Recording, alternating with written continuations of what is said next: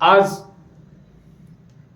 आंतरवाली सराटी या गावामध्ये मनोज जरांगे पाटलांची शिष्टमंडळाने म्हणजे मंत्री महोदयांच्या शिष्टमंडळाने नुकतीच भेट घेतली. तास दीड तास मनोज जरांगे पाटलांशी चर्चा केली. या चर्चेच्या दरम्यान त्यांनी मनोज जरांगे पाटलांना काय सांगितलं आणि मनोज जरांगे पाटलांनी त्याच्यावर आपल्या डेडलाईनच्या संदर्भात काय बोलले किंवा अजितदादा गटाचे या बैठकीला कोण हजर होते या संदर्भानं मी आपल्याशी आज चर्चा करण्यासाठी आलोय. प्राध्यापक बी मांगले, माझ्या या यूट्यूब चॅनलमध्ये आपल्या सर्वांचं स्वागत आहे. आणि माझा हा जर चॅनल आपल्याला आणि विचार जर आवडला असेल तर लाईक, शेअर आणि सबस्क्राईब करा.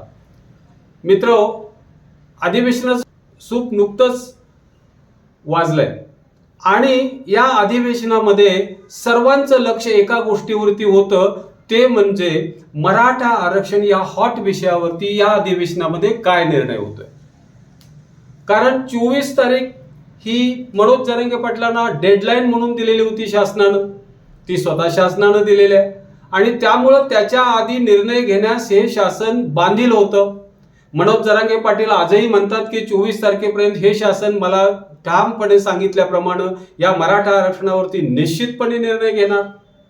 अशा अनेक गोष्टी होत्या. पण नुकतंच विधानसभा अधिवेशन संपलं आणि त्या अधिवेशनामध्ये पुढच्या अधिवेशनाची स्वतंत्र फेब्रुवारीमध्ये स्वतंत्र अधिवेशन घेऊन या मराठा आरक्षणावरती निर्णय देऊ एवढंच काय ते घडलं. बाकी याच्यामध्ये कोणत्याही चर्चा फारशा घडल्या नाहीत. 74-75 आमदारांनी आपल्या भावना फक्त व्यक्त केल्या आणि शासनानं असा तोकडा निर्णय घेतला आणि त्याच्यामधून अधिवेशनामध्ये या मराठा आरक्षणावरती कोणतीही दिशा स्पष्ट घडली नाही. हे असं घडलं आणि तमाम महाराष्ट्रातील मराठा हा नाराज झाला. मनोज जरांगे पाटील नाराज झाले. त्यांनाही असं वाटत होतं आता हे जे अधिवेशन आहे शेवटचं अधिवेशन आहे आणि ज्यावेळेला त्यांना शेवटच्या टप्प्यात असं दिसून आलं की हे अधिवेशन आता आपल्या निर्णयाविना संपतंय, त्यावेळेला त्यांनी मुख्यमंत्र्यांना आणि उपमुख्यमंत्र्यांना मंत्रिमंडळाला विनंती केली की हेच अधिवेशन आणखी 1-2 दिवस वाढवा आणि याच अधिवेशनामध्ये आपला हा निर्णय घ्या. पण तसंही झालं नाही. त्यामुळं मराठा समाज आणि मुख्य म्हणजे मराठा समाजाचं नेतृत्व म्हणून आपण ज्यांच्याकडे पाहतो ते मनोज जरांगे पाटील हे सर्वजण नाराज झाले. मुळात भीती ही पूर्वीचीच.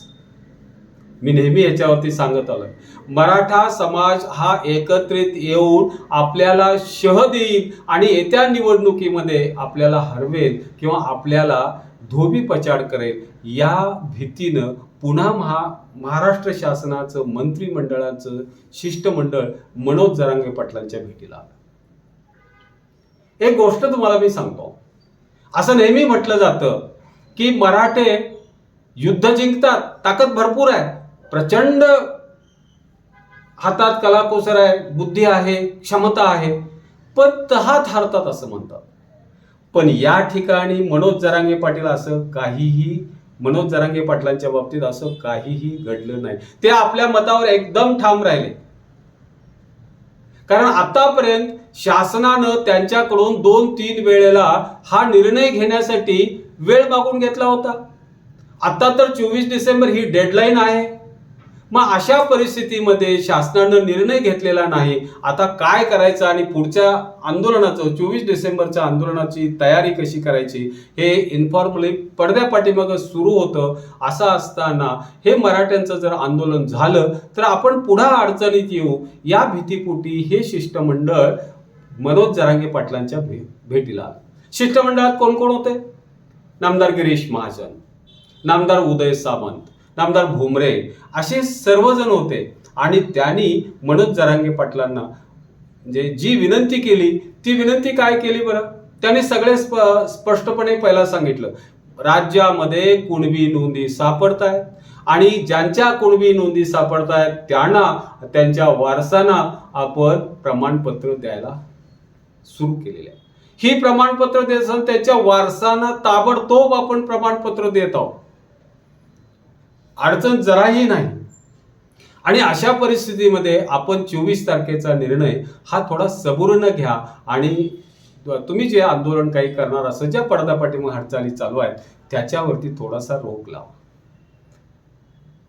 तुमच्या मागणीप्रमाणे सगळ्या नातेवाईकांना या आपण नातेसंबंधांना आपण प्रमाणपत्र देणारच आहोत.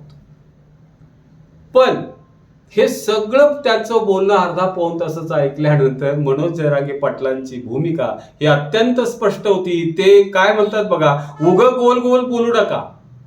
तुम्हीच लिहून दिलंय पहिल्या आंदोलनाच्या वेळेला की रक्ताच्या नातेवाईकांना आम्ही सगळ्यांना प्रमाणपत्र देऊ, सरसकट मराठ्यांना प्रमाणपत्र देऊ, आणि सरसकट हा शब्दावरती जर आपत्ती असेल तर सगळे सोयरे या सगळ्यांना आम्ही प्रमाणपत्र देऊ.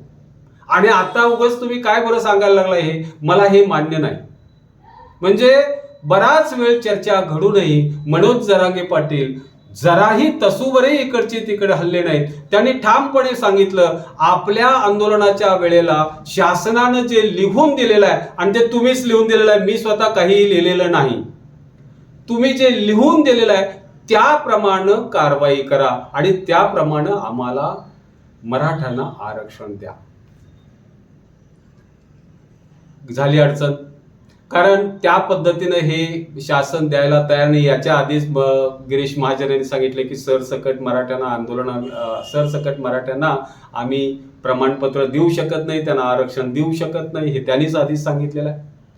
म्हणजे अशा वेळेला आता करायचं काय? मनोज जरांगे पाटील आपल्या शब्दावर ठाम, त्यांनी स्पष्टपणे सांगितलं, जे आपलं ठरलंय त्याच बाबतीत बोला, जे ठरलेलं नाही ते गावभरचं काही गोष्टी आपल्या चर्चेत आणू नका.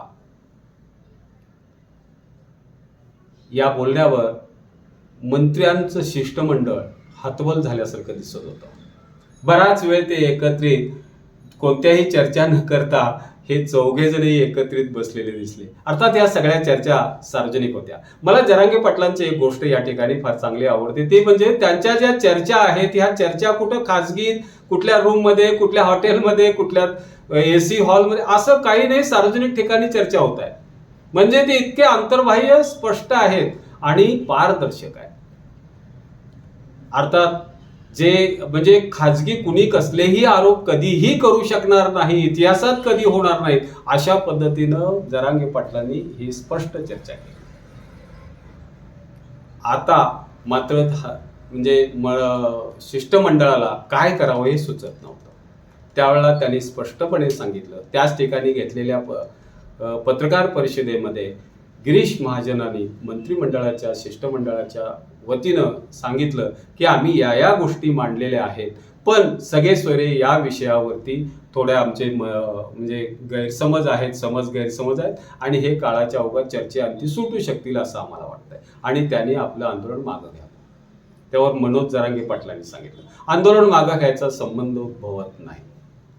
24 तारखेच्या आत तुम्ही निर्णय घ्या, आम्ही आंदोलन मागं घेतलं असं समजू आणि आम्ही काहीही करणार नाही. मराठे शब्दाला जागतील, मराठे शब्दाला कधीही फिरवाफिरवी करत नाही, आणि त्यानिमित्तानं तुम्ही 24 तारखेपर्यंत निर्णय घ्या.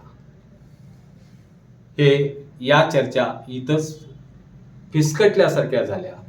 कोणत्याही प्रकारचा निर्णय फारसा काही झाला नाही, पण त्यावरती मनोज जरांगे पाटलांनी स्पष्टपणे सांगितलं की 24 तारीख तुम्ही मला डेडलाईन म्हणून दिलेलं आहे, आणि 24 तारखेनंतर आमचं आंदोलन हे निश्चित होणार.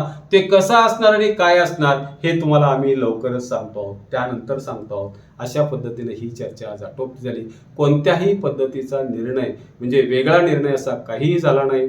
फक्त या चर्चेचे पुन्हा एक वेळ अशी आपल्याला माहिती अशी मिळते की किंवा आज आपल्याला दिसून आलं, जो म्हणजे आजचं जे शासन आहे ते भारतीय जनता पार्टी, एकनाथ शिंदे शिवसेना गट आणि अजितदादा पवार NCP गट.